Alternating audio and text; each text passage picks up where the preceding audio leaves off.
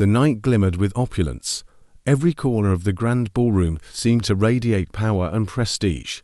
The sound of soft classical music from a live quartet blended seamlessly with the murmurs of conversations among San Francisco's elite. Chandeliers, cascading with crystal prisms, cast an ethereal glow over the marble floors. Guests, dressed in tailored suits and glittering evening gowns, floated through the room. Each one carrying at the center of it all stood Ethan Montgomery, a man whose name alone commanded attention. His every move exuded confidence, from the way he adjusted the cufflinks on his bespoke suit to the calculated smirk that played on his lips as he entertained a small circle of admirers. Ethan wasn't just rich, he was powerful, a self-made tech magnate. He had risen from obscurity to dominate Silicon Valley with a ruthless prestige. He was used to this being the star of the room. Every handshake he offered was met with deference, every glance filled with admiration. Tonight, however, he wasn't just basking in his own glory. He was scanning the room, looking for one particular face. When he finally saw him, Oliver Grant, his oldest rival, Ethan smirked deep. Oliver was the kind of man who thrived on spectacle. Dressed in a white suit that bordered on ostentatious, he moved through the crowd like a man who enjoyed being the center of attention. When their eyes met, Oliver raised his glass in a mocking salute. Ethan returned the gesture, but the tension between them was palpable. It always was. Their rivalry was legendary among the elite. Both were billionaires, both had empires built on innovation, and both had egos too large to fit into the same room comfortably. It wasn't uncommon for their paths to cross at events like this, and each encounter was a subtle game of one-upmanship.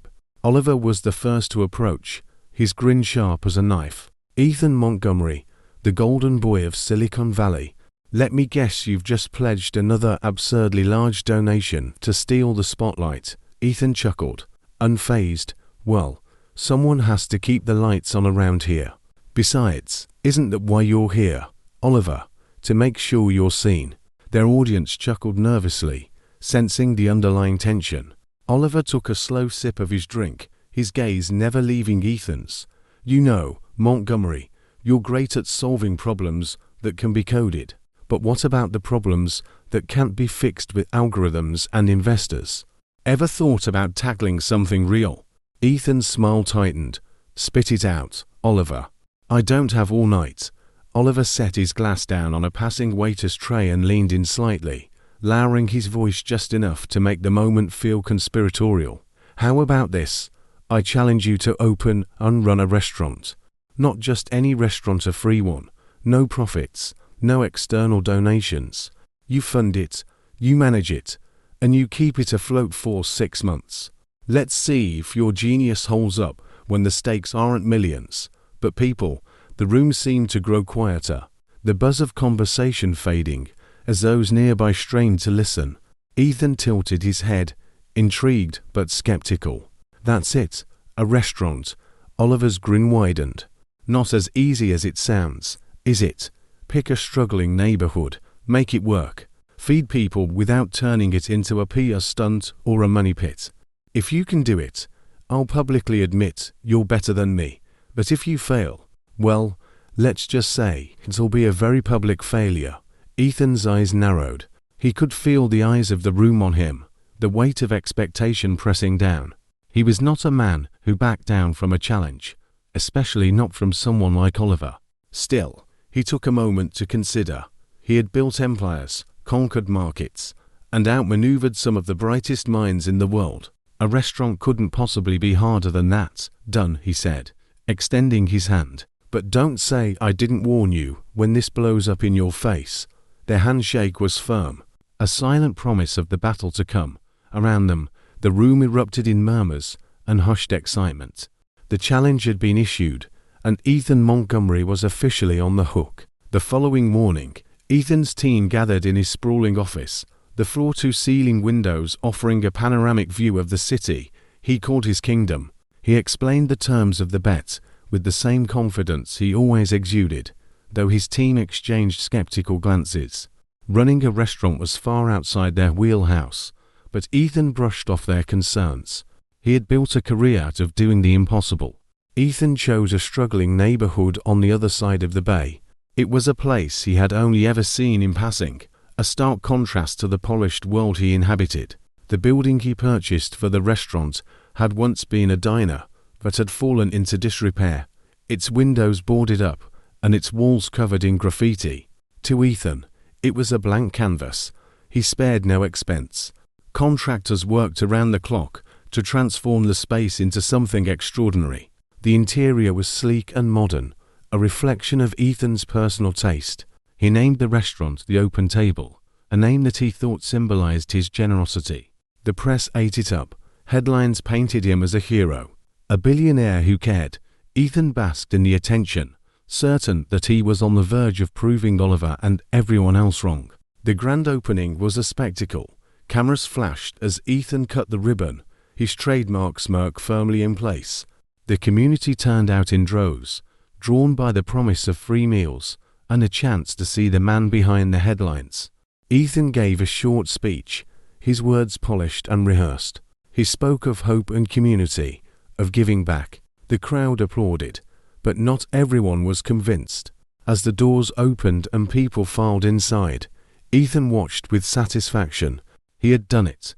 The restaurant was open, the first step in proving his superiority. But then he noticed a young man standing at the edge of the crowd, his arms crossed and his expression skeptical. Jesse Alvarez. Jesse was a local activist, well known in the community for his outspoken criticism of the wealthy and their often superficial attempts at philanthropy. He was only 25, but his presence was commanding, his voice carrying the weight of someone who had lived through the struggles he spoke of. When Jesse finally stepped forward, his words cut through the celebratory atmosphere like a knife. This isn't about helping people. This is about you. This is a vanity project. Another billionaire pretending to care. The crowd murmured, the energy shifting as Jesse's words landed. Ethan tried to respond, to counter the accusations, but Jesse wasn't interested in hearing excuses. You want to help? Then stop making it about you. The exchange was brief, but it left Ethan rattled. For the first time in years, someone had managed to pierce his armor of confidence. The challenge he had so casually accepted was starting to feel a lot more complicated. By the end of the night, Ethan sat alone in his car, staring out at the dark streets of the neighborhood he had chosen to save. For the first time, doubt crept into his mind. He had built his career on control, on solving problems with cold efficiency. But this was something else entirely. The bet had begun, and Ethan was about to learn just how much was truly at stake. The morning of the Open Table's grand opening arrived with the kind of anticipation that Ethan Montgomery had grown accustomed to. The buzz of cameras, the hum of reporters preparing their soundbites, and the low murmur of a curious crowd assembling outside were all music to his ears. He stood at the edge of the sidewalk, surveying the scene with a quiet sense of triumph. The transformation of the derelict building had been nothing short of remarkable. Where cracked brick and boarded windows once stood, there was now a sleek, modern facade. The signage, bold and understated, bore the restaurant's name in elegant lettering. Inside, the atmosphere was equally refined. Ethan had spared no expense: oak tables, polished floors, and walls adorned with subtle artwork designed to reflect a welcoming, yet sophisticated ambience. He wanted people to feel like they were walking into an experience, not just a meal. By mid-morning, the restaurant was bustling. Ethan watched as staff members dressed in uniforms he had personally approved worked with precision, setting tables, arranging dishes, and preparing for the influx of diners. The kitchen, outfitted with state-of-the-art equipment, hummed with the controlled chaos of chefs and cooks finalizing their stations. As noon approached, the crowd outside began to grow. A mix of media representatives, curious locals, and a handful of high-profile guests waited for the ribbon-cutting ceremony. Among them were families from the neighborhood, children clutching the hands of their parents, their eyes wide with curiosity. To Ethan, they were the perfect backdrop for the launch of his philanthropic endeavor. When the time came, Ethan stepped forward, scissors in hand, and addressed the crowd. His speech was rehearsed to perfection. He spoke of giving back, of creating opportunities, of building something meaningful. The crowd clapped on cue, the cameras flashed, and Ethan smiled for the reporters who swarmed him for quotes. As the ribbon fell and the doors swung open, the first wave of guests flooded inside. Families found tables, chatting excitedly as they waited for their meals. The media lingered, snapping photos of the beautifully plated dishes being carried out by waitstaff. Everything was going exactly as Ethan had planned, or so it seemed. It didn't take long for the first cracks to appear. By early afternoon, the line outside the restaurant had stretched down the block. The kitchen, despite its high-end equipment and experienced staff, struggled to keep up with the sheer volume of orders. Food supplies, which had seemed more than sufficient during the planning phase, were already running low. Ethan's staff worked tirelessly, but their smiles began to falter under the weight of the demand. In the dining area, a different kind of tension was brewing. While many guests expressed gratitude for the free meals, others began to voice concerns. Some complained about the long wait times, while others questioned the sustainability of the restaurant. It was clear that the excitement of the opening day was giving way to skepticism. Ethan, who had been making rounds to shake hands and pose for photos, was pulled aside by one of his managers. The man, a seasoned restaurateur Ethan had hired to oversee operations, looked visibly stressed. "We're running out of ingredients," he said in a low voice. "If the demand stays like this, we won't make it through the week." Ethan frowned, his confidence wavering for the first time. "Order more," he said simply. The manager hesitated. "It's not just that. We're understaffed. People are already working double shifts, and we've barely started. If this keeps up..." Before he could finish, Ethan's attention was drawn to a commotion near the entrance. A group of activists, led by none other than Jesse Alvarez, had gathered outside, holding signs that read things like "Charity isn't a solution," and "We need jobs, not pity." They chanted slogans aimed directly at Ethan's project. Jesse's voice rose above the crowd. "This isn't about helping people. This is about a billionaire playing savior, while ignoring the real issues." Ethan's jaw tightened as he strode toward the entrance, his presence alone enough to draw the attention of the protesters. He locked eyes with Jesse, his irritation barely concealed. "This is not the time or place," Ethan said, his tone sharp. Jesse stepped forward, unfazed. "It's exactly the time and place. You think opening a fancy restaurant is going to solve anything? People here don't need free meals, they need opportunities, jobs, housing. What you're doing here is nothing but a publicity stunt." The words hit harder than Ethan cared to admit. He had anticipated resistance, but Jesse's directness caught him off guard. Before he could respond, a woman from the crowd stepped forward, her voice cutting through the tension. "Maybe it's not perfect," she said, her tone weary but firm. "But at least it's something. My kids are eating today because of this place." "What have you done, Jesse?" The crowd murmured in agreement, and for a moment, Jesse hesitated. Ethan seized the opportunity to regain control. "I don't claim to have all the answers," he said, addressing both the crowd and Jesse, "but I'm here, trying to make a difference. If you have a better idea." "I'm all ears." Jesse's jaw tightened, but he didn't respond. Instead, he turned and walked away, his group of supporters following him. The tension lingered long after the protesters had gone, and Ethan couldn't shake the feeling that the encounter had planted a seed of doubt in the minds of those watching. As the day wore on, the challenges continued to mount. By evening, the staff was exhausted, the kitchen was nearly out of supplies, and Ethan found himself fielding questions from reporters about the sustainability of his venture. He remained outwardly composed, but inside, he couldn't ignore the growing sense that he had underestimated what he was up against. When the last guests had finally left and the doors were locked, Ethan stood alone in the dining area, staring at the empty tables. The polished surfaces, the carefully chosen decor, it all felt hollow in the wake of the day's events. He had thought this would be simple, a straightforward way to prove his superiority. Instead, it had turned into something far more complicated. For the first time, he wondered if Oliver had known exactly what he was doing when he proposed the bet. Ethan Montgomery wasn't used to failure, but as he stood in the dimly lit restaurant, he couldn't shake the feeling that he was standing on the edge of it. The second week at the open table began with a grim realization. Running a free restaurant wasn't just hard, it was a logistical nightmare. Ethan Montgomery prided himself on his ability to adapt and overcome, but the challenges piling up were unlike anything he'd faced in his world of boardrooms and billion-dollar acquisitions. Every morning began with an avalanche of emails and calls. Suppliers needed to be coordinated, staff schedules adjusted, and resources stretched impossibly thin.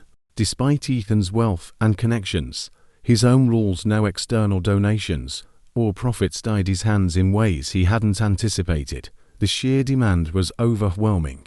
Word had spread quickly through the neighborhood and beyond. Lines wrapped around the block daily, filled with families, individuals struggling to make ends meet, and even skeptics curious about the billionaire's sudden bout of charity.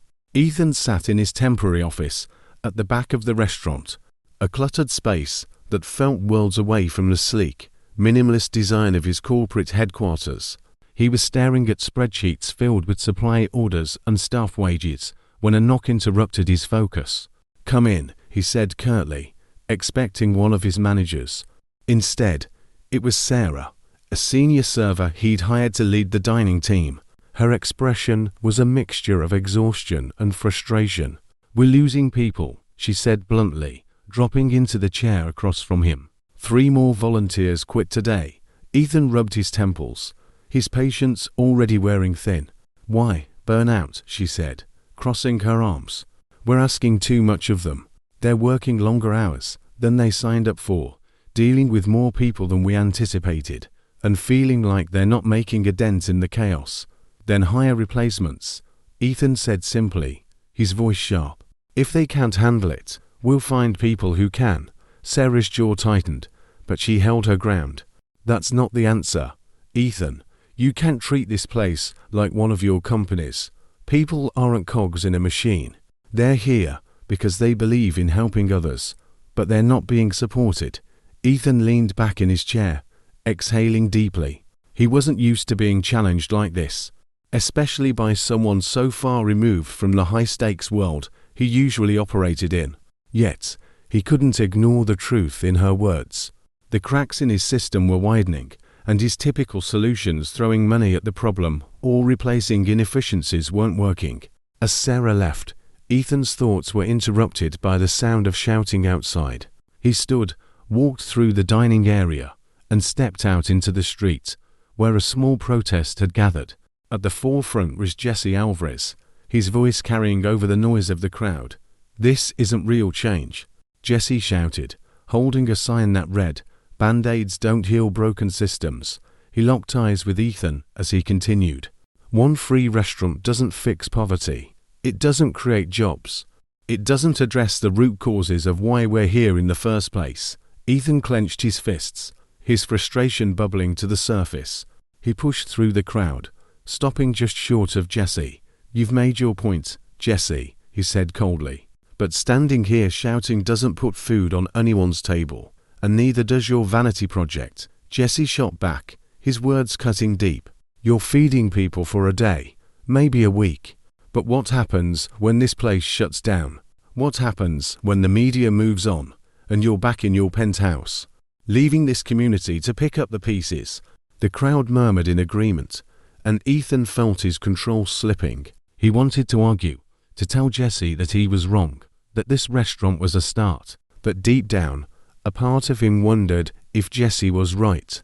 Was this all just a temporary fix to a problem far bigger than he had anticipated? Jesse turned to address the crowd. "We need to focus on real solutions: job creation, affordable housing, education. Not this circus." With that, the protest dispersed, leaving Ethan standing alone on the sidewalk. For the first time, the weight of what he had taken on began to settle on his shoulders. Back inside, the day continued to spiral. The kitchen ran out of key ingredients by mid-afternoon, forcing the staff to improvise with what they had. Frustrated guests complained about the limited options and long wait times. Tensions among the staff grew, and Ethan found himself putting out one metaphorical fire after another. By the time the restaurant closed that night, Ethan was exhausted. He sat at a corner table, staring at the empty dining room. The elegant decor felt like a mockery of the chaos that had unfolded throughout the day. He had built this place to prove a point, to show Oliver and the world that he could succeed at anything. But success felt further away than ever. Ethan's thoughts were interrupted by a quiet voice. "Mr. Montgomery." He looked up to see a young woman standing nearby. She couldn't have been older than 20, and her clothes were worn but clean. She held a small child in her arms, his face buried against her shoulder. "I just wanted to say thank you," she said, her voice trembling slightly. "This place, it means a lot.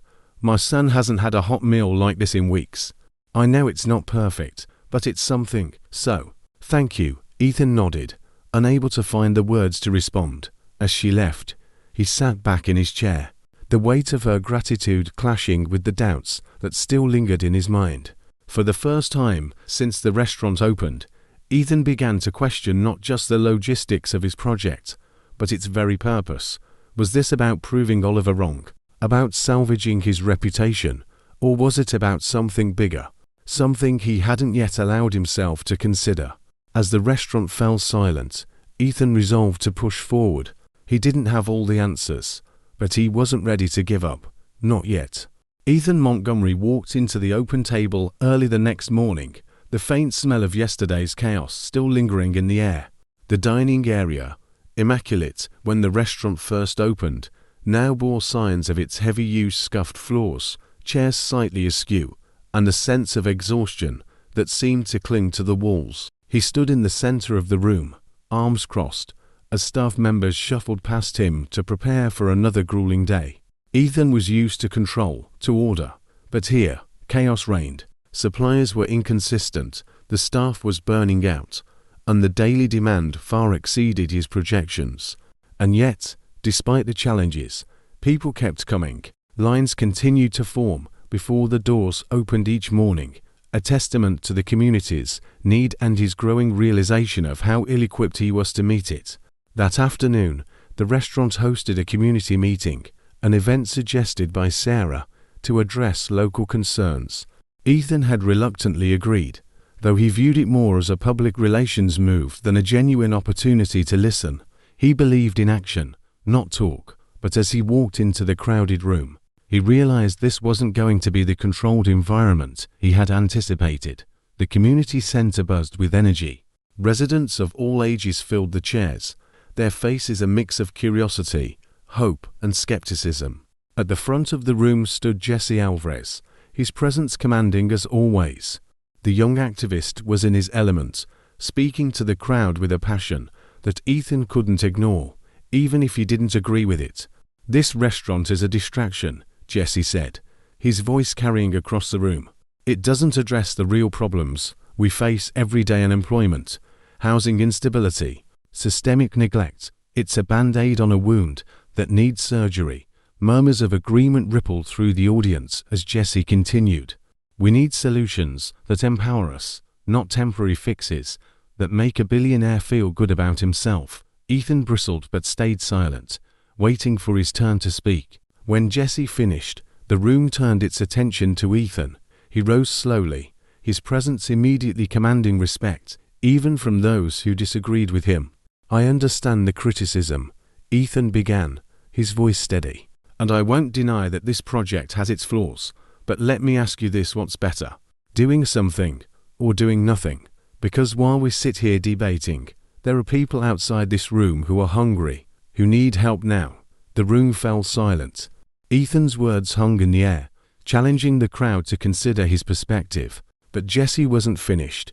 "Doing something just to say you did it isn't enough," Jesse shot back. "Your restaurant feeds people for a day, maybe a week. But what happens when it's gone? What happens when you move on to your next project? This community doesn't need a hero, Mr. Montgomery. It needs systemic change. And that doesn't come from a free meal. It comes from jobs, education, and affordable housing." The tension in the room was palpable as the two men locked eyes. Ethan knew Jesse had a point, one he wasn't prepared to admit aloud. But he also knew that walking away from this project would prove Jesse right. and that was a truth he couldn't accept.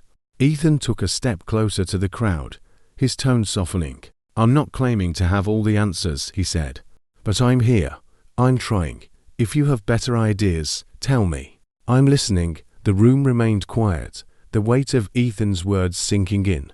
Jesse crossed his arms, his expression unreadable. For a moment, it seemed like the meeting would end in a stalemate. But then, a voice from the back broke the silence. "What about jobs?" an older man asked.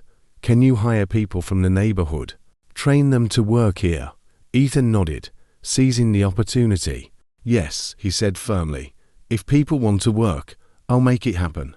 We can train staff, offer positions, and pay fair wages."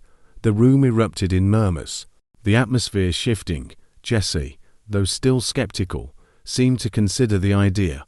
As the meeting wrapped up, Ethan felt a glimmer of hope. He wasn't sure if he had won the crowd over, but he had planted a seed. And for now, that was enough. Later that night, Ethan sat alone in his office, replaying the day's events in his mind. He had built his career on efficiency, on solving problems with speed and precision. But this wasn't like the world he knew. This was messy, unpredictable, and deeply human. And for the first time, Ethan realized he wasn't just fighting to win a bet, he was fighting to understand. The following days brought a flurry of changes. Ethan began hiring local residents, offering training programs and fair wages. The move earned him some goodwill from the community, but it also came with new challenges. Training inexperienced staff took time, and the already overburdened kitchen struggled to adjust. Jesse, meanwhile, continued to organize protests and community events, keeping the pressure on Ethan to do more. Their interactions remained tense, but increasingly productive, as Jesse's criticisms forced Ethan to confront the deeper issues he had ignored. One evening, after a particularly long day, Ethan found himself in the dining area, watching the last guests finish their meals. A young man approached him hesitantly, his expression nervous, but determined. "Mr. Montgomery," the man said, "I just wanted to say thank you. I started working here last week, and it's been life-changing. It's not just the job, it's the hope. It's knowing someone cares." Ethan nodded, moved by the sincerity of the words. For the first time, he felt a sense of purpose that went beyond the bet, beyond his rivalry with Oliver. He wasn't just running a restaurant, he was creating something that mattered. But as Ethan locked up the restaurant that night, he couldn't shake the feeling that the hardest battles were yet to come. The weight of running the open table was becoming unbearable. 2 months into the project, Ethan Montgomery found himself at the precipice of disaster. What had started as a calculated bet to showcase his brilliance was spiraling into chaos. Each day brought new problems: supply chain failures, staff burnout, and a growing chorus of critics, both from the media and the community he was trying to serve. The first major blow came early one Monday morning. Ethan was in his office, buried in reports, when his operations manager, Robert, stormed in, his face flushed with panic. "We've got a problem," Robert said, slapping a stack of invoices onto Ethan's desk. "One of our key food suppliers just pulled out."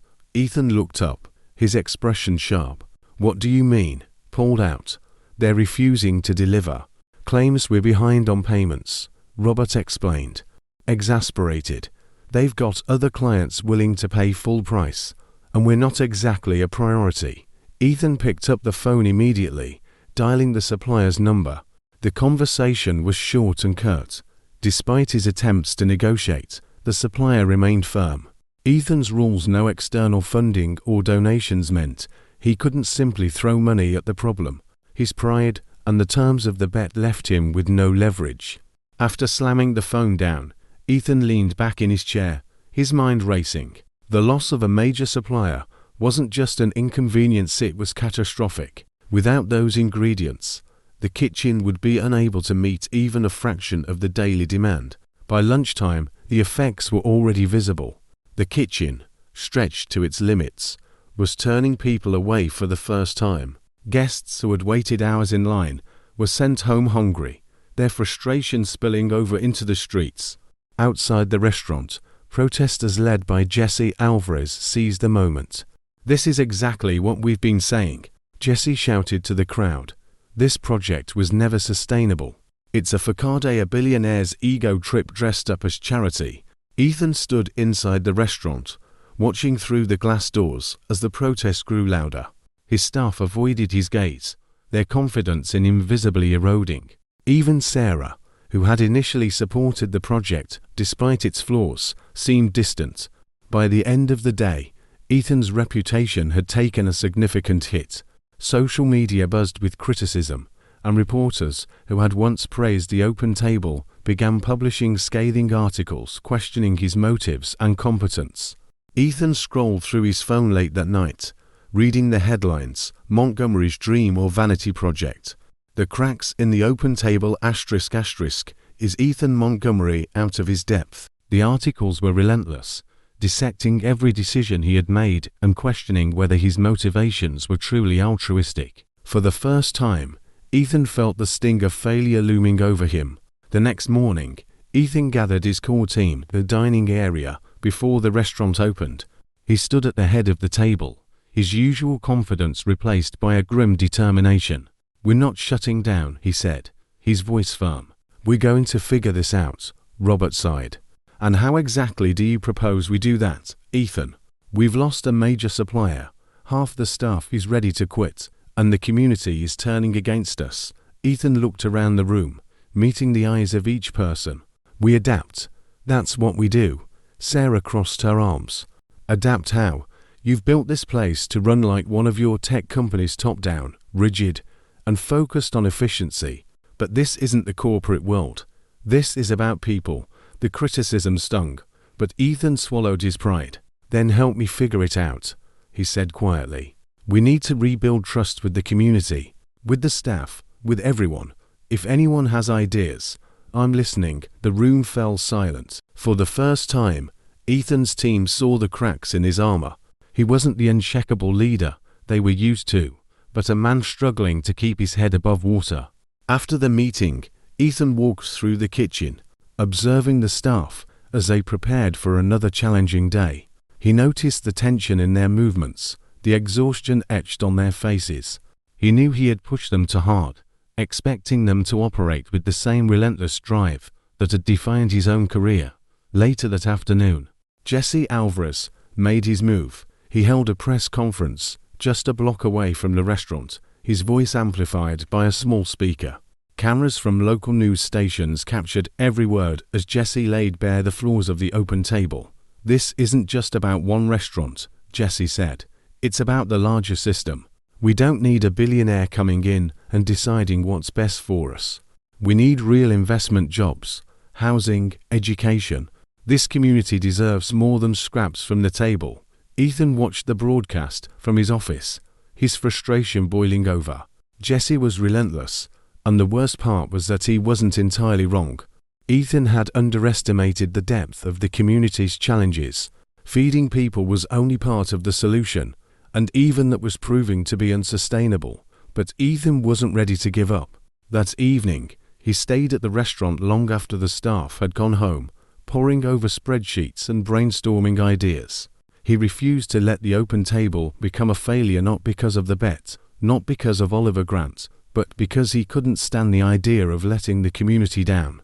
As the clock ticked past midnight, Ethan sat back in his chair, exhaustion threatening to overtake him. For the first time, he allowed himself to reflect on why he had taken on this challenge in the first place. It had started as a way to prove his superiority, a calculated move to bolster his ego. But now, standing on the edge of collapse, Ethan began to see the project as something more, a test, not just of his skills, but of his humanity. The restaurant wasn't just a stage for his success or failure. It was a lifeline for people who had nowhere else to turn. And for Ethan, it was becoming a mirror, forcing him to confront parts of himself he had long ignored. As he locked up for the night, Ethan glanced at the empty dining area, the silence heavy with unspoken questions. He didn't have all the answers, but he knew one thing: failure wasn't an option. Not anymore. Ethan Montgomery entered the Open Table the next morning, his face betraying the sleepless night he'd endured. The restaurant was quiet in those early hours, save for the hum of refrigerators and the faint sound of pots clanging in the kitchen. The quiet before the storm, he thought. Soon, the lines would form, the orders would pile up, and the day's chaos would begin. But today, Ethan felt different. The mounting failures, the protests, and Jesse Alvarez's relentless criticism had taken their toll, leaving cracks in his once uncheckable confidence. He needed a new perspective, something to ground him amid the whirlwind. By mid-morning, Ethan found himself standing near the entrance, watching the steady stream of customers. Families shuffled in, weary but hopeful. An elderly man leaned heavily on a cane, his eyes lighting up at the sight of a warm meal. A mother with 2 small children whispered instructions to her kids as they eagerly scanned the room for a place to sit. For weeks, these people had been faceless to him, numbers on a spreadsheet, obstacles in his operational plan. But now, he saw them differently. Determined to understand more, Ethan stepped out of his office and into the dining area. He moved slowly, weaving between tables, unsure of what to say or how to approach the guests. A young woman sitting alone caught his attention. She was stirring a bowl of soup absent-mindedly, her expression distant. "Mind if I join you?" Ethan asked, his voice softer than usual. The woman glanced up, surprised, but nodded. Ethan sat across from her, folding his hands on the table. "I'm Ethan," he said. "I run this place." She hesitated before responding. "Claire." They sat in silence for a moment, the clatter of utensils and low murmurs from other tables filling the gap. Finally, Ethan spoke. "What brought you here today, Claire?" She looked down at her soup, her voice barely above a whisper. "I lost my job a few months ago. My savings ran out quicker than I thought. And, well, this place has been a lifesaver. My kids get to eat a real meal here." Ethan's chest tightened. "Where are your kids?" "With my sister today," she said. "They don't know how bad it's gotten. I try to keep it from them." Claire's words lingered with Ethan long after she finished eating and left. He moved to another table, and then another, listening to story after story. There was the elderly veteran who had been homeless for years, the single father struggling to find steady work, the teenager juggling school and a part-time job to support her younger siblings. Each person had a story, and each story chipped away at Ethan's detachment. For the first time, he began to see the faces behind the chaos, the people who relied on the open table not as a novelty, but as a necessity. Later that afternoon, Sarah found Ethan sitting at a table, deep in thought. "Didn't think I'd see you out here," she said, pulling up a chair. "I needed to see for myself," Ethan replied. "I'd been so focused on keeping this place running that I forgot why I started it." Sarah studied him for a moment before speaking. "And what did you find?" Ethan hesitated. "I found out how little I actually know. These people, their lives are more complicated than I ever imagined. And this place, it's more than just food to them. It's hope." Sarah nodded. "You've got a lot of work to do, if you want to keep that hope alive." Ethan leaned back in his chair, staring at the ceiling. "Tell me something I don't know." As the day wore on, Ethan's interactions with the guests began to influence his decisions. He called an emergency meeting with his staff that evening, determined to shift the focus of the restaurant. "We've been looking at this the wrong way," Ethan said, addressing the team. "This isn't just a restaurant, it's a lifeline. And if we're going to make it work, we need to start thinking like the people we're serving." Robert, the operations manager, raised an eyebrow. "What exactly are you suggesting?" Ethan thought for a moment before responding. "We need to simplify, focus on what matters, feeding people. Forget the fancy decor, the extravagant menus. Let's strip it down to the basics. Good food, served with dignity." The staff exchanged glances, unsure of whether Ethan's newfound humility would stick. But Sarah, who had long advocated for a more community-centered approach, nodded in agreement. "That's a start," she said. "But if you really want to make a difference, you need to involve the community. Let them have a say in how this place operates." Ethan hesitated. Relinquishing control was not something he was accustomed to. But as he replayed the stories he'd heard that day, he realized Sarah was right. The next morning, Ethan posted a notice in the restaurant inviting community members to participate in a town hall meeting. The response was overwhelming. By the time the meeting began, the dining area was packed with residents eager to share their thoughts. Ethan stood at the front of the room, nervous but resolute. "I want to hear from you," he said. "What do you need? What can we do better?" The floodgates opened. People spoke about the challenges they faced finding jobs, accessing affordable housing, feeling forgotten by the system. Others offered ideas for the restaurant, job training programs, partnerships with local farms, meal prep classes for families. The room buzzed with energy, and for the first time since opening the Open Table, Ethan felt a sense of possibility. Jesse Alvarez was there too, standing quietly at the back of the room. He didn't speak, but his presence was enough to remind Ethan that his work was far from over. Jesse's skepticism lingered, but there was a flicker of something else in his expression, perhaps a sliver of respect. As the meeting wound down, Ethan stood before the crowd, humbled and inspired. "This place belongs to all of us," he said, "and together, we can make it something that lasts." The room erupted in applause, and for the first time in weeks, Ethan felt like he was moving in the right direction. But he knew the road ahead would be anything but easy. The next morning, the air around the Open Table felt different. The usual tension lingered, but there was also a sense of cautious optimism. The community meeting had planted a seed, and while Ethan Montgomery wasn't sure how deep its roots would grow, he knew it was a start. Yet, the most significant challenge still stood before him. Jesse Alvarez. Ethan spotted Jesse walking along the sidewalk near the restaurant. Jesse's movements were deliberate, his expression sharp. He scribbled notes into a worn notebook. Ethan hesitated, his instincts warning him against what he was about to do. But for once, he ignored them. "Jesse," he called. Stepping out onto the sidewalk, Jesse turned, his face unreadable. "What do you want, Montgomery?" "I want to talk," Ethan said, his voice steady. "No cameras, no crowd. Just us." Jesse's eyes narrowed, suspicious. "Why?" "So you can convince me to stop making you look bad." Ethan resisted the urge to bristle at the jab. "No, I want to figure out how to make this work, and whether I like it or not. You seem to have a better grasp on what this community needs than I do." For a moment, Jesse said nothing, studying Ethan as though trying to gauge his sincerity. Finally, he sighed. "Fine, let's talk." They ended up at a small park a few blocks away, sitting on a weathered bench under the shade of a sprawling oak tree. For the first time, Ethan saw Jesse not as an adversary, but as a young man deeply committed to his cause. Jesse, in turn, seemed to see a version of Ethan that wasn't the polished billionaire he despised, but a man genuinely struggling to bridge the gap between two worlds. "This project of yours," Jesse began, "it's not sustainable. You can't just throw money at a problem and hope it fixes itself." Ethan nodded. "I know that now, but I don't know what else to do." Jesse leaned back, crossing his arms. "You start by listening. This community doesn't need a savior, they need a partner.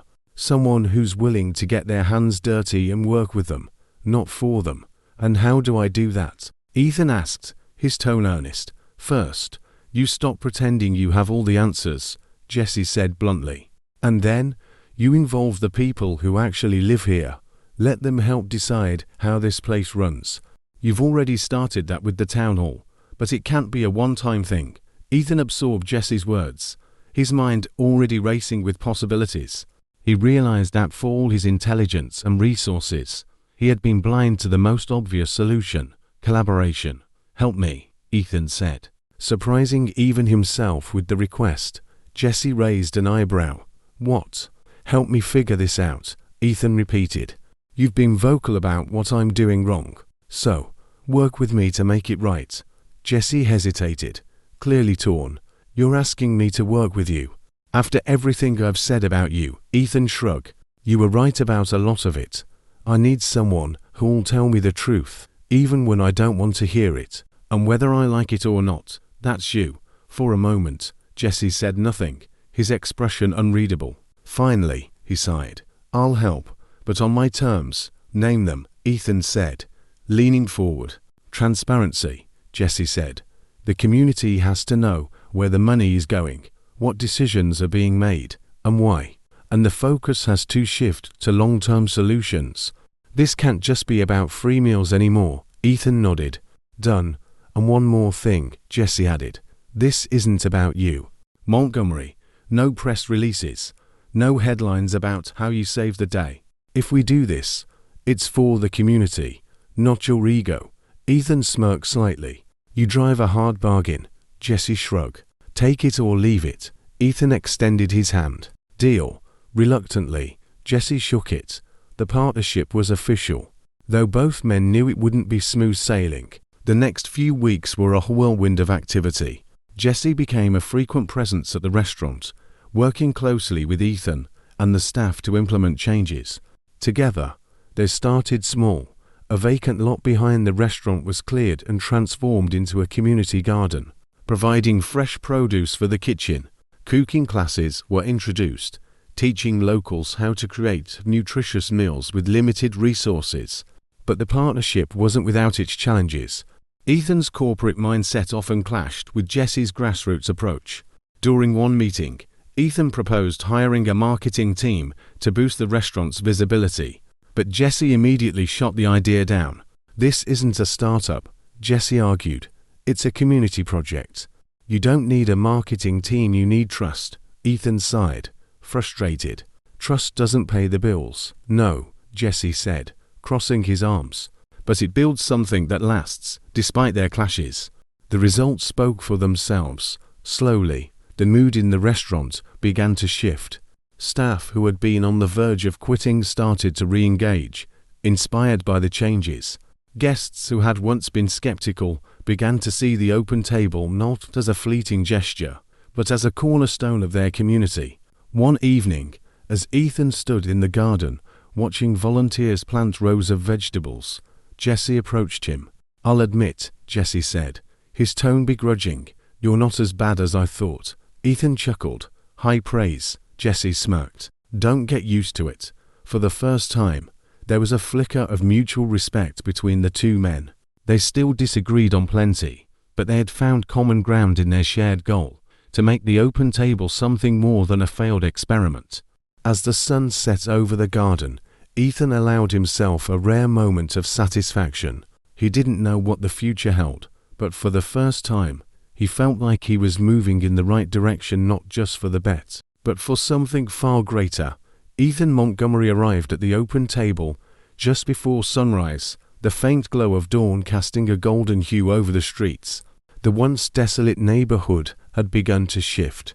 Where graffiti and broken windows once defined the area, the budding community garden and freshly painted walls around the restaurant now served as symbols of change. It wasn't perfect, far from it, but it was a start. Inside, the atmosphere was different. Staff members greeted each other with a sense of camaraderie that hadn't existed before. Ethan walked through the dining area, nodding to the early morning prep team, who were busy setting up for the day ahead. Even Sarah, whose skepticism had once matched Jesse's, offered him a brief smile as she passed. The changes weren't just cosmetic. The community garden behind the restaurant was thriving. Rows of tomatoes, kale, and herbs grew in neatly tended plots, the work of local volunteers who had poured their time and effort into the project. Fresh produce now made its way into the kitchen daily, reducing the restaurant's reliance on external suppliers and fostering a sense of pride among the people who contributed to its growth. Jesse Alvarez, now a reluctant but vital partner in the endeavor, walked in not long after Ethan. He carried a clipboard filled with notes and schedules, his trademark notebook tucked under his arm. You're here early, Jesse remarked, glancing at Ethan. Can't expect the team to put in the work if I'm not willing to do the same, Ethan replied. Jesse smirked. Look at you, almost sounds like you're learning. Ethan rolled his eyes, but couldn't suppress a small grin. Their dynamic had shifted over the past few weeks. While their debates were still frequent and often heated, they had found a rhythm of begrudging respect for each other's strengths.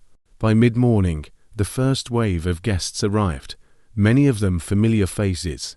Ethan had made it a habit to spend time in the dining area each day, listening to the stories of those who came through the doors. It wasn't just about serving food anymore. It was about building connections, understanding the needs of the people, and creating something lasting. One of the guests, an older man named Walter, approached Ethan as he cleared a table. Walter had been a regular since the restaurant opened, often sitting quietly in the corner, savoring his meals. "Mr. Montgomery," Walter said, his voice raspy but warm, "I just wanted to thank you. This place. It's not just a meal for me. It's a reminder that someone cares, that we're not invisible." Ethan paused, the sincerity in Walter's words hitting him harder than he expected. "Thank you, Walter. That means a lot." Walter smiled and shuffled back to his table, leaving Ethan standing there, momentarily lost in thought. Moments like these were becoming more frequent, and they were beginning to reshape his understanding of success. In the kitchen, the team was preparing for the afternoon cooking workshop, one of the new initiatives Jesse had championed. The workshops were open to anyone in the community, teaching basic cooking skills and nutritional knowledge. Today's session focused on making simple, healthy meals using ingredients from the garden. The class was packed. Parents with children, young adults, and seniors filled the small space, their faces lit with curiosity and determination. Ethan watched from the doorway as Sarah led the session, her patience and enthusiasm infectious. He couldn't help but feel a surge of pride. Later that day, Ethan and Jesse sat in the garden, going over plans for the next phase of the project. The garden had become their de facto meeting space, a tranquil escape from the chaos inside. "We've made progress," Jesse admitted, scanning the rows of plants. "But we can't stop here." Ethan raised an eyebrow. "What do you have in mind?" "Job training," Jesse said without hesitation. "We need to focus on giving people skills they can use to support themselves. The cooking workshops are a good start, but we can expand. Partner with local businesses to create apprenticeships. Bring in experts to teach specific trades." Ethan nodded, his mind already racing. "That's ambitious. So is everything else we've done," Jesse countered. "But it's necessary. If we're serious about this being more than just a restaurant, we need to think bigger." Ethan leaned back, considering Jesse's words. He had always been a big thinker, but his focus had been on profits, growth, and dominance in the tech world. This was different. The stakes weren't measured in stock prices or market shares, they were measured in lives. "All right," Ethan said finally, "let's do it." The next few weeks were a blur of activity. Ethan and Jesse worked tirelessly, reaching out to local businesses and organizations to form partnerships. They secured agreements with a nearby culinary school to offer scholarships for aspiring chefs, as well as a construction company willing to provide on-the-job training for young adults interested in the trades. The transformation wasn't without its challenges. Skeptics remained, both within the community and beyond. The media, always eager for a sensational story, alternated between praising the initiative and questioning Ethan's motives. But the results spoke louder than the headlines. One evening, as the sun dipped below the horizon, Ethan stood at the edge of the garden, watching volunteers pack up after a long day. Jesse joined him, leaning against the fence. "You're still here," Jesse said, his tone teasing. "Figured you'd get bored by now." Ethan chuckled. "I thought about it, but then I realized something." "What's that?" "This is the first thing I've done that feels real," Ethan admitted. "Everything else my companies. The money, the accolades, it all felt hollow compared to this." Jesse studied him for a moment before nodding. "It's a good start, Montgomery, but don't think for a second that you're done." Ethan smiled. "I wouldn't dream of it." As the stars began to dot the sky, Ethan felt a sense of fulfillment he had never experienced before. The bet with Oliver Grant, once the driving force behind his actions, now felt like a distant memory. This wasn't about winning anymore. It was about making a difference, a real, tangible difference that would outlast him. For the first time in his life, Ethan Montgomery wasn't just building an empire. He was building a legacy, The progress at the open table felt unstoppable. The garden flourished, the workshops expanded, and the community began to see the restaurant as more than a free meal. It was becoming a hub of opportunity. Ethan Montgomery had finally found his rhythm, working alongside Jesse Alvarez to create something meaningful. But like all great strides forward, the higher you climb, the farther there is to fall. It started with a single news article. Ethan was in his office, reviewing proposals for the job training program, when Sarah knocked on the door, her expression tight. "Ethan," she said cautiously, holding her phone out. "You need to see this." Ethan took the phone and scanned the headline. Billionaire's charity stumped. The bet that started the open table ***. His stomach dropped. The article detailed the terms of the original bet between Ethan and Oliver Grant, the wager to open a free restaurant for 6 months, without profit or external funding, as a test of his ingenuity.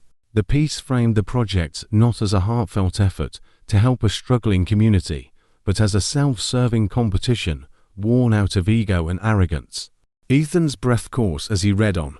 The piece didn't just expose the bet. It quoted anonymous sources, claiming that the open table was little more than a PR stunt for Ethan to repair his reputation to several high-profile controversies in the tech world. The article concluded with a damning question. When the 6 months are up, will Montgomery stick around, or will he walk away, leaving the community to pick up the pieces? Ethan felt his chest tighten. The article spread like wildfire, picked up by local outlets and national networks alike. The restaurant, once the darling of the media, was now under a harsh spotlight. By the afternoon, reporters were camped outside the restaurant, their cameras trained on the entrance. Staff members, already stretched thin, grew uneasy under the scrutiny. Inside, the dining area buzzed with tension. Guests whispered among themselves, their curious glances turning suspicious. The fallout came swiftly. Jesse stormed into Ethan's office, slamming the door behind him. His face was a mixture of fury and disappointment. "Tell me it's not true," Jesse demanded. Ethan met his gaze, his shoulders heavy with guilt. "It's true," he admitted quietly. Jesse's hands clenched into fists. "You mean to tell me this whole time, this place, this work, it was all a game to you?" "It wasn't a game," Ethan said firmly. "It started that way, yes, but it's not anymore. I've put everything into this, Jesse. I've changed." Jesse scoffed. "Changed? Do you think that erases the fact that you lied to everyone? That you used this community as a pawn in some twisted bet with another billionaire?" "I didn't lie," Ethan argued. You just didn't tell the truth," Jesse interrupted, his voice rising. "You think that makes it better." Ethan stood, his frustration bubbling to the surface. "I'm trying, Jesse. I've made mistakes, but I'm here, every day, trying to fix them. Can't that count for something?" Jesse shook his head, his expression hard. "Trust isn't something you can buy, Ethan. It's earned. And right now, you've got none of it." With that, Jesse stormed out, leaving Ethan alone in the silence of his office. The following days were a nightmare. Donations dwindled, volunteers quit, and the line outside the restaurant grew shorter as skepticism took hold. Guests who did come in looked at Ethan with suspicion, their gratitude replaced by doubt. The staff, once motivated and united, now worked in an easy silence. Sarah confronted Ethan late one night as he sat alone in the dining area, staring at an untouched plate of food. "Why didn't you tell us?" she asked softly. Ethan sighed, running a hand through his hair. "Because I didn't think it mattered. At first, this was about proving a point, but it's become so much more than that. I didn't want people to judge this place for how it started. I wanted them to see what it's become." Sarah crossed her arms. "You should have trusted us. You should have trusted the community. They deserve to know the truth." "I know," Ethan admitted, his voice heavy with regret. "But I can't change the past. All I can do is keep going." Sarah studied him for a moment before nodding. "Then prove it. Show us that this isn't just a bet anymore." Determined to salvage what he had built, Ethan called an emergency meeting with the staff. He stood before them, the weight of his mistakes visible in his hunched shoulders and tired eyes. "I know you've all seen the news," he began, and I know I've let you down. I should have been honest from the start, and for that, I'm sorry, but this place isn't about me. It's about all of you, the staff, the volunteers, the community. I can't change how this started, but I can change how it ends. If you're willing to stick with me, I promise to do whatever it takes to make this right." The room was silent for a moment, the staff exchanging uncertain glances. Then Sarah stepped forward, her expression unreadable. "We've come too far to give up now," she said. "But if we're going to keep this going, it has to be different. No more secrets, no more ego. This place belongs to the community, not you." Ethan nodded, his voice steady. "Agreed." One by one, the staff voiced their support, though the trust that had been shattered would take time to rebuild. Meanwhile, the community's response was less forgiving. Jesse, who had initially stepped back from the project in anger, held a public forum to address the scandal. The event drew a large crowd, many of whom expressed their frustration and betrayal.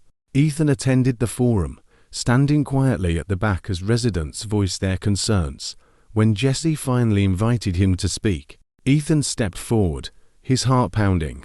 "I've made mistakes," he said, his voice steady but filled with emotion. "I let my ego get in the way, and I didn't trust you with the truth. For that, I'm sorry, but this isn't about me anymore. It's about all of you, this community. If you'll let me, I want to keep working with you, to make this place something we can all be proud of. Not for a bet, not for the headlines for you." The room was silent for a moment before a voice spoke up. "If you mean that, then prove it." Ethan nodded. "I will." The forum ended with no clear resolution, but as Ethan left, he noticed a few residents nodding in quiet approval. It wasn't much, but it was a start. Back at the restaurant, Ethan gathered his team once more.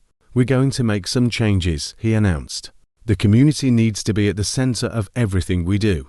Starting now, the Open Table is no longer just a restaurant, it's theirs.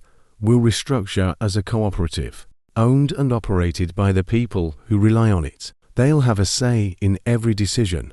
The room buzzed with murmurs of surprise and cautious optimism. Jesse, who had returned to observe the meeting, raised an eyebrow but said nothing.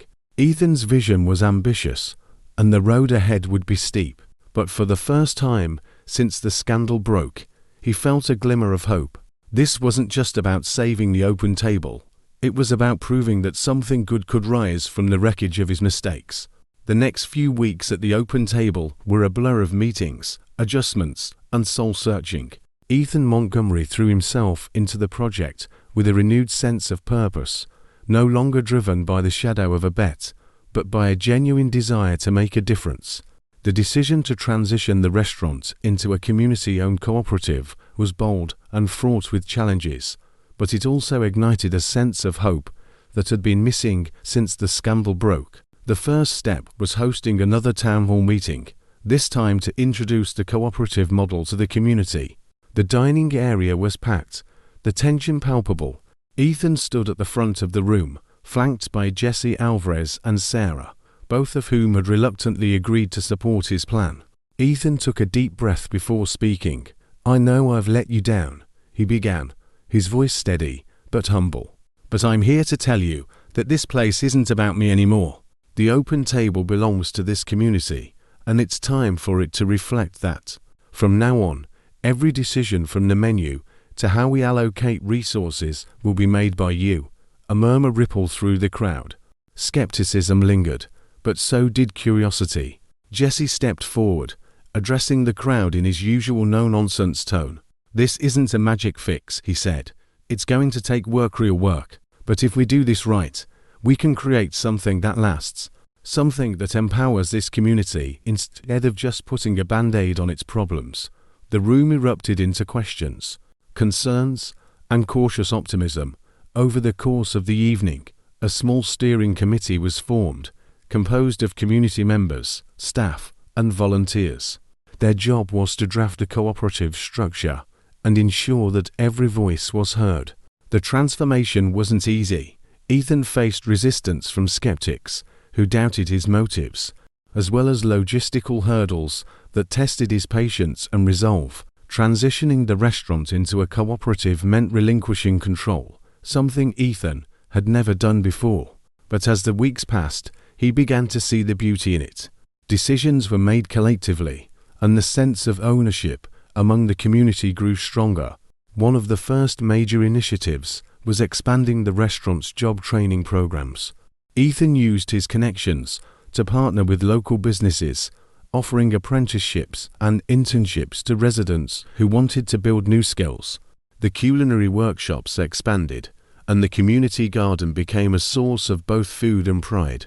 Jessie, ever the skeptic, remained a vocal critic of some of Ethan's decisions, but their partnership had grown into something resembling mutual respect. One afternoon, as they worked side by side in the garden, Jessie glanced at Ethan. "You know," Jessie said, "I didn't think you'd stick around this long." Ethan smirked. "Neither did I," Jessie chuckled, but quickly grew serious.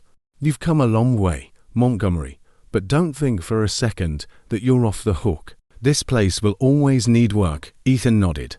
"Good. I don't plan on going anywhere." The turning point came during a community event hosted at the restaurant. Families gathered to celebrate the cooperative's official launch, enjoying food, music, and the sense of unity that had begun to take root. Ethan stood at the back of the room, watching as children played in the garden and volunteers served meals with pride.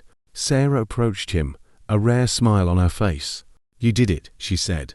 "No," Ethan replied, shaking his head. "We did it." The event culminated in a speech by Walter, the elderly regular who had become one of the cooperative's most vocal supporters. Walter's voice trembled with emotion as he addressed the crowd. "This place isn't just a restaurant," he said. "It's a second chance, for me, for all of us. And it's proof that when we come together, we can build something beautiful." The applause that followed was deafening, and for the first time in months, Ethan felt a deep sense of peace. As the 6-month mark approached, the question of the bet with Oliver Grant resurfaced.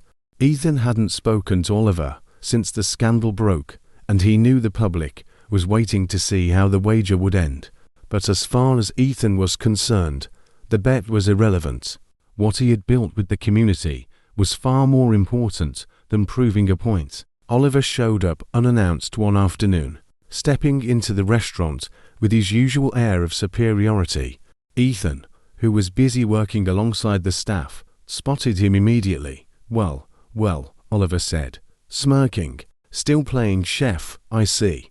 Ethan wiped his hands on a towel and walked over. "What do you want, Oliver?"